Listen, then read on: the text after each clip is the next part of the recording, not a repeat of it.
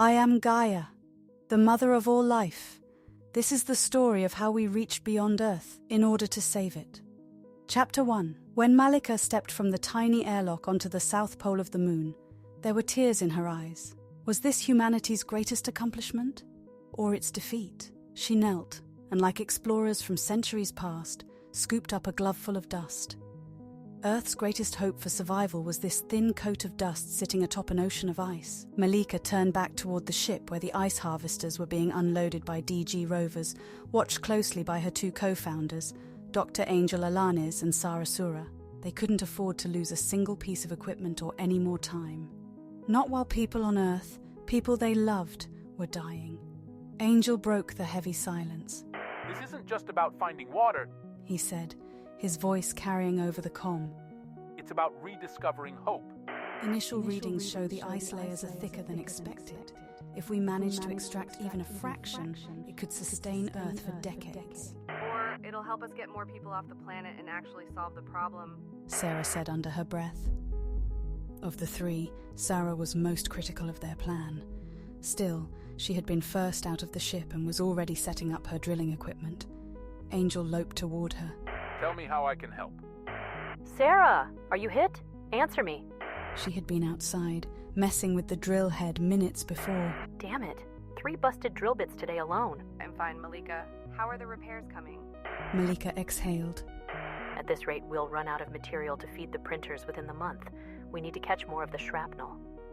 Angel radioed from the landing zone. Who's ready for some good news?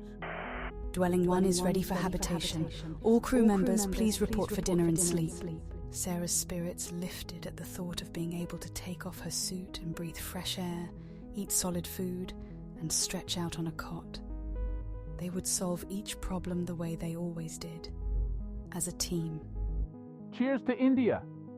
Without their success 22 years ago, we wouldn't be here today. Malika closed her eyes. May so many of their souls rest in peace.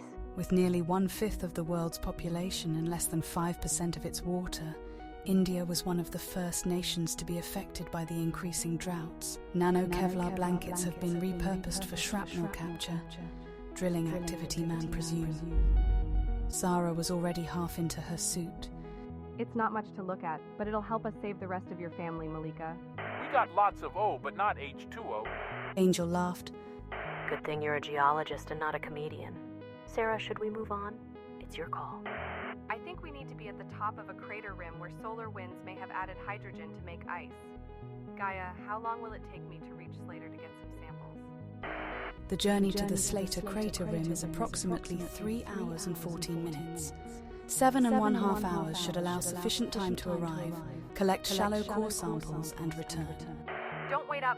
No, Sarah, you can't do that alone. With a population well into the thousands, the lunar surface held dangers beyond the vacuum of space. Malika's only option was to wait and hope Sarah returned alive. Sarah was still giggling after spending the first few minutes spinning around the drill, but it was finally spinning into the surface. She stopped suddenly. Gaia, identify the incoming rover. She began to pull the drill out, just in case.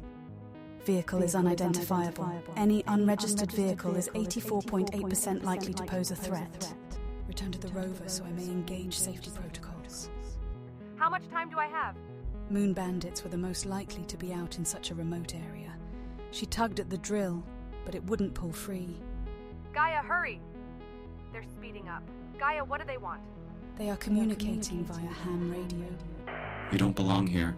We're confiscating your gear and bringing you in for questioning.